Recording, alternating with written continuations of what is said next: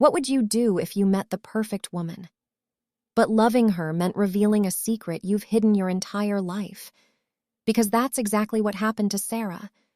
And by the time she realized what she was about to lose, it was almost too late.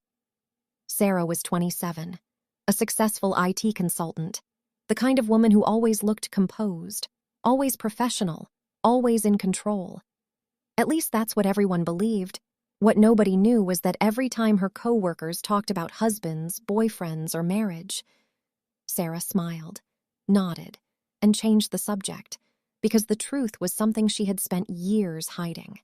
Sarah liked women, and while there was nothing wrong with that, she wasn't ready for people in her professional world to know.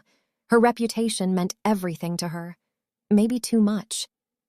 Then there was Aisha, 26, confident, funny, studying for her MBA, the type of woman who could walk into a room and instantly become the center of attention. Unlike Sarah, Aisha never hid who she was. Her friends knew she dated women, her roommates knew, her classmates knew, and nobody cared. In fact, they supported her. After a messy breakup, Aisha had only one rule. No situationships. She wanted something real, something serious, someone who wouldn't be afraid to choose her. Ironically, Sarah wanted the exact same thing, and that's how two women from completely different worlds matched on a dating app. At first, it was just a photo, a smile, a swipe, a match.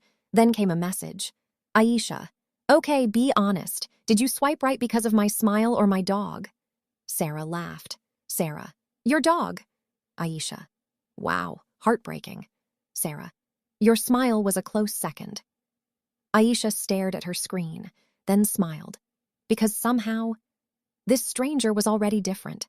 One conversation became two became 10, 10 became daily texts. Soon they were talking during lunch breaks, during commutes, before bed, sometimes until 3 in the morning. One night Aisha asked, "Can I ask you something?" "Sure." "Why are you still awake?" Sarah looked around her empty office. The cleaners were vacuuming. Everyone else had gone home hours ago. "Because work never ends."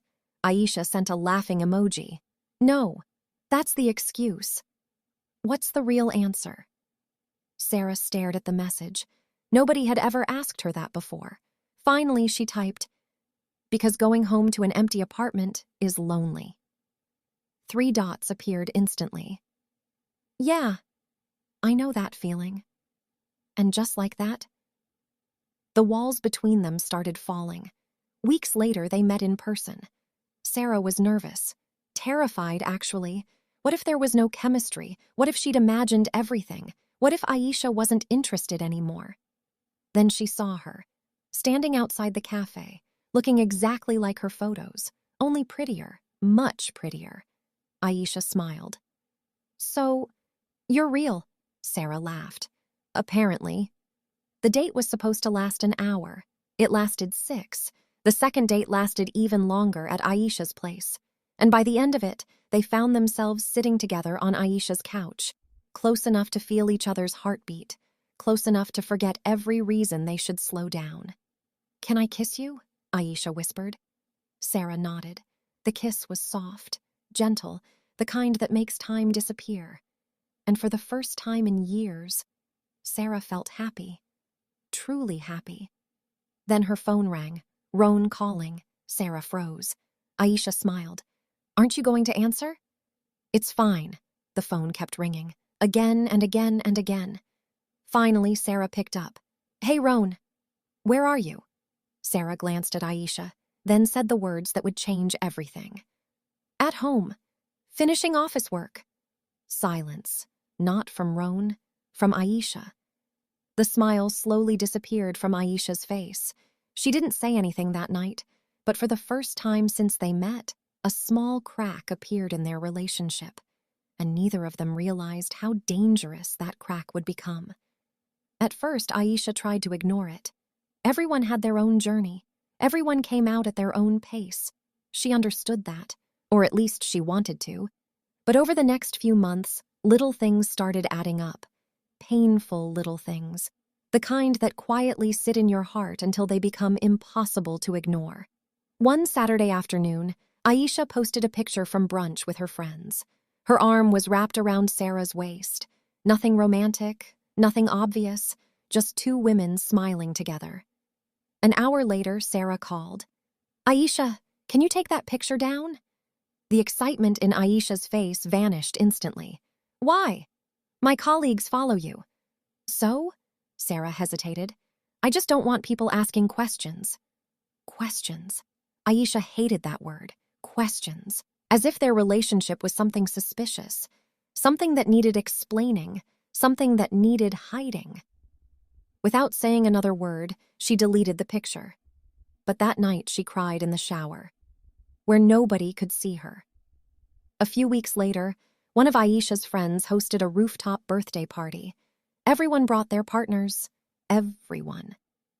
Sarah arrived late, looking beautiful in a black dress that immediately made Aisha forget every annoyance she'd been carrying. For a moment, everything felt perfect, until someone smiled and asked, "So, Sarah, how do you know Aisha?" The answer should have been simple. Girlfriend, partner, the woman I love, anything. Instead, Sarah smiled politely. "We're just friends." Just friends. The words hit harder than Aisha expected, like being slapped in front of everyone. That night, they fought for the first time, really fought. "You called me your friend," Sarah sighed. "It was easier." "Easier for who?" "Aisha." "No, answer me." The room fell silent. "Easier for who, Sarah?" Sarah couldn't answer, because they both knew the truth. Easier for Sarah, not for them, not for their relationship, not for Aisha. Days turned into weeks, weeks turned into months, and the same argument kept returning. Different locations, different words, same wound. One evening, they sat together in Aisha's apartment, the city lights glowing beyond the window, neither of them speaking. Finally, Aisha broke the silence. "Do you know what hurts the most?" Sarah looked up. "What?" Aisha's voice cracked. "It's not that you're scared." Tears filled her eyes. "It's that you're only brave when nobody's watching." Sarah felt her chest tighten. "Aisha, I love you." The words hung between them, raw, honest, painful. "I want to hold your hand." A tear rolled down Aisha's cheek. "I want to introduce you to people as my girlfriend." Another tear followed. "I want to post a stupid photo and tag you." Sarah stared at the floor, unable to meet her eyes. Aisha laughed bitterly. "Do you know what I want most?" Sarah shook her head. "I want to stand on a rooftop and tell the whole world I love you." Silence. "And you still can't tell your best friend." That one sentence shattered Sarah, because it was true. Weeks later, Aisha received an email. A prestigious MBA exchange program in Europe. 1 year, fully funded. Here, a dream opportunity. Normally, she would have celebrated. Instead, she cried, because all she could think about was Sarah. That night, she brought it up. "I got accepted." Sarah smiled. "That's amazing." Aisha nodded slowly. "Come with me." Sarah blinked. "What?" "Not physically." Aisha laughed softly through her tears. "I mean emotionally." Sarah stayed quiet. For the first time, Aisha knew, really knew, nothing was changing. No matter how much Sarah loved her, no matter how much Sarah wanted her, fear was still winning. A week before her flight, Aisha sat across from Sarah in a small coffee shop, the same cafe where they had their first date. Neither woman touched their coffee. Neither woman smiled. Finally, Aisha whispered, "I can't do this anymore." Sarah froze. "What do you mean?" Tears filled Aisha's eyes. "I love you." Her voice trembled. "And that's exactly why I have to leave." Sarah felt her stomach drop. "Aisha, I can't spend my life hiding." The tears finally escaped. "I fought too hard to accept myself." She looked directly at Sarah. "I'm not going back into the closet for anyone." Sarah couldn't speak, couldn't move, couldn't breathe. Aisha stood, and with tears streaming down her face, she said the words neither of them would ever forget. "I deserve to be loved out loud." Then she walked away. And for the first time since they met, Sarah didn't follow. 6 months later, Sarah still replayed those words every single night. I deserve to be loved out loud. And slowly, she began to realize she was right. 6 months later, at a common friend's engagement party, the music was loud. Friends were laughing, glasses were clinking. And then Sarah saw her, Aisha, 6 months, and somehow she was still the first person Sarah looked for in every room. Their eyes met. Aisha looked away first. That hurt more than Sarah expected. So she crossed the room, heart pounding, hands shaking, determined not to lose her again. "Dance with me?" Aisha laughed bitterly. "Now you want people to see us?" Sarah swallowed hard. "Yes. Why?" Sarah's eyes filled with tears. "Because I'm tired of being brave everywhere except where it matters most." And for the first time in 6 months, Aisha's expression softened. Minutes later, surrounded by all their friends, Sarah pulled her closer, closer, closer, and kissed her. Right there, in front of everyone. No excuses, no lies, no hiding, only love.